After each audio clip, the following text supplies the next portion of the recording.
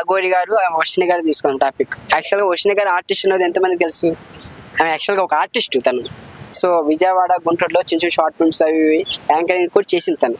So Aghori గారు అది చేసిన తర్వాత మరి ఎందుకు మళ్ళీ ఎడ్యుకేషన్ పర్సన్ మంచి గ్లామర్ ఉంది, అలాగే అమ్మాయి కూడా డైరెక్షన్ స్కిల్ చాలా ఉన్నాయి.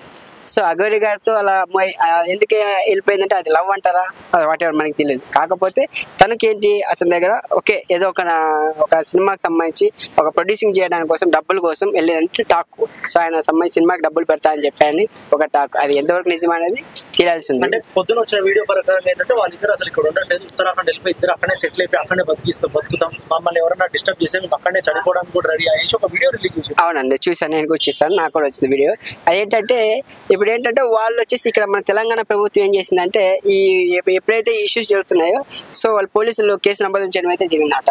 సో ఎప్పుడైతే ఇక్కడ పోలీసు వాళ్ళు వచ్చి వాళ్ళు అరెస్ట్ చేస్తారన్న ఉద్దేశంతో భయపడి ఒక చిన్న బ్లాక్ మెయిల్ లాంటివి చేస్తున్నారట. సో చనిపోవాలనుకున్నప్పుడు వాళ్ళు అంత లవ్ ఎందుకు చేసుకోవాలి, పెళ్లి ఎందుకు చేసుకోవాలి, అక్కడెక్కడ ఉండాల్సిన అవసరం లేదు కదా చనిపోవాలనుకున్నారు.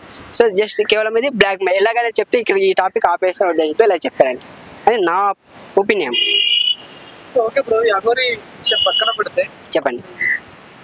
చూస్తున్న ఈ జనరేషన్ లవ్ బ్రేకప్ చాలా ఈ బ్రేకప్ కావడానికి రీజన్స్ ఏంటి? ఇక్కడ ఏంటంటే ఈగో, నేను చెప్పిందే వినాలి, నువ్వు చెప్పినట్టే నేను వినాలి. సో ఏంటంటే అమ్మాయి ఏంటంటే అమ్మాయి ఎప్పుడు నేను చెప్పినట్టే అమ్మాయి అనుకుంటుంది, అబ్బాయి అంటే అబ్బాయి నేను చెప్పినట్టే నేను అనుకుంటాను. సో ఈ మిస్అండర్స్టాండింగ్స్ వల్లనే బ్రేకప్లు అవుతాయి. సో ఇద్దరు అండర్స్టాండ్ చేసుకొని ఉంటే బ్రేకప్ అనేది నా దృష్టిలో కావు. ఎవరి సైడ్ ఎక్కువ ఉంటాయి? ఇప్పుడు అమ్మాయి మోసం చేస్తున్నా అబ్బాయి మోసం ఇద్దరు ఈక్వల్గా ఉన్నారంటే ఇప్పుడున్న జనరేషన్లో ఇద్దరు ఈక్వల్గా ఉన్నారు. సో నిజమైన లవర్స్ చెప్పాలంటే ఒక అమ్మాయి ఒక లవర్ అడిగినప్పుడు ఒక పాస్వర్డ్ లాక్ ఓపెన్ చేసి ఫోన్ ఇచ్చేవాడు నిజమైన లవర్. సో అమ్మాయి కూడా సేమ్ ఈక్వల్గా లాక్ ఓపెన్ చేసి అబ్బాయికి వెళ్ళి వాళ్ళు అప్పుడు జెన్యూన్ లవర్ అనమాట. సో నా ఫోన్ ఎందుకు, నా ఫోన్ చూడను, నీ ఫోన్ చూడను అనుకోవడం ఫేక్ లవర్స్ నా దృష్టిలో. మళ్ళీ అందరూ సో ఇప్పుడు అబ్బాయిల విషయానికి వస్తే 30+ years అయినా అమ్మాయి దొరకట్లేదు, పెళ్ళిళ్ళు కావట్లేదు. సో ఇక్కడ ఏంటంటే అబ్బాయిలు వచ్చేసి వాళ్ళకి ఒక లైఫ్ ఉంటుంది, నేను ఒక జాబ్ చేసుకోవాలి, డబ్బులు సంపాదించాలి, ఫ్యామిలీ చూసుకోవాలి. సో ఆ ఫ్రీడమ్ అంతా ఏంటంటే వాళ్ళు కష్టపడడానికి సెట్ అవ్వడానికి ట్రై చేస్తారు. అమ్మాయిల విషయానికి ఏమొస్తుంది, అమ్మాయిలు ఎలాగో వాళ్ళ ఫ్రెండ్స్ హెల్ప్ చేస్తుంటారు. సో అమ్మాయిలు ఖాళీ ఉండడం వల్ల లవ్కి ఎక్కువ ప్రిఫర్ చేస్తున్నారు. సో అబ్బాయిలు ఒత్తిడి వల్ల వర్క్ చేసుకోవడం వల్ల బిజీ షెడ్యూల్ వల్ల ఈ లవ్కి కేటాయించట్లేదు. కాబట్టి ఆ వయసు అదే 30 years అయినా కూడా అమ్మాయిలు అనేది లవ్ అనేది చేయడానికి కుదరట్లేదు అనమాట. అంటే అబ్బాయిలు కానీ పేరెంట్స్ కానీ కొంచెం ఎక్కువ ఎక్స్పెక్ట్ చేస్తున్నారు అబ్బాయిలకి, అంటే సాలరీ ప్యాకేజీలు కానీ లేకపోతే బాగా సెటిల్డ్ ఫ్యామిలీ గురించి చూస్తున్నారు. మనకు చూస్తేనేమో అందరం చదువుతున్నాం కానీ జాబ్స్ అయితే అన్ని ఉండవు. అవును. సో ఎలా బ్రో దీనికి సొల్యూషన్? దీనికి సొల్యూషన్ అంటే నేను చెప్తానంటే ఒకటి, ఇప్పుడు జాబ్ చేసే వాళ్ళందరూ డబ్బులు సంపాదిస్తానికి లేదు, జాబ్ చేయకుండా వాళ్ళందరూ డబ్బులు సంపాదించే చాలా మంది ఉన్నారు. ఇప్పుడు మనం ఉన్న సిచ్యువేషన్ చాలా మంది బిజినెస్ మ్యాన్లు ఉన్నారు.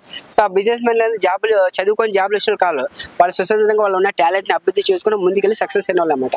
సో అలాగే మనకి ఎదగాలి అనుకున్నారు, మన డబ్బులు సంపాదించుకోవడానికి చదువు అనేది అనవసరం. ఇప్పుడున్న సిచ్యువేషన్ నా దృష్టిలో తెలివి ఉంటే చేయాలని కష్టం చేసి సంపాదించాలని టాలెంట్ ఉంటే సంపాదించుకోవచ్చు. ఓకే బ్రో, ఇప్పుడు ఫైనల్ గా పేరెంట్స్ ని పక్కన పెట్టి సూసైడ్ చేసుకునే ప్రేమ జంటలకి ఏం చెప్తారు, అబ్బాయిలు కానీ అమ్మాయిలు? నేను వాళ్ళకి ఒకటే చెప్తానండి. సో మీరు సూసైడ్ చేసుకునే బదులు అది ఎక్కడో మన బార్డర్కి వెళ్ళి ఆ మిలిటరీ వాళ్ళకి ఏదన్నా చిన్న మీ చారిన దొరకు ఆ సామాన్లు కడగడమో వంట చేసి పెట్టడమో అదన్నా చేసి ఒక మీరు పుట్టినదానికి ఒక అర్థం ఉంటుంది, ఈ భూమికి ఒక అర్థం ఉంటుంది. సో మీరు లవ్ ఫెయిల్యూర్ చచ్చిపోతే మీ అంత పనికి రాని వాళ్ళు లేరు నా దృష్టిలో అని నా అభిప్రాయం. ఎందుకంటే వాళ్ళతో పోల్చుకుంటే మనం బొచ్చులో మాట్లాడుతున్నా. ఎందుకంటే నా ఫ్రెండ్ ఒక అబ్బాయి ఇలాగే చనిపోయాడు కాబట్టి ఆ పేరుతో మాట్లాడుతున్నా. నిజంగా లవ్ కోసం ప్రేమ అనేది ఏంటి అసలు నా దృష్టిలో చెప్పాలంటే, ఇప్పుడు ఎగ్జాంపుల్ చిన్న లాజిక్ చెప్తాను మీకు, ఇది వినండి. ఇప్పుడు మనకి 20 సంవత్సరాల దాకా అమ్మాయి రాకుండా ముందు మనకి తల్లిదండ్రులు, మన ఫ్యామిలీ మెంబర్స్, మన ఫ్రెండ్సే.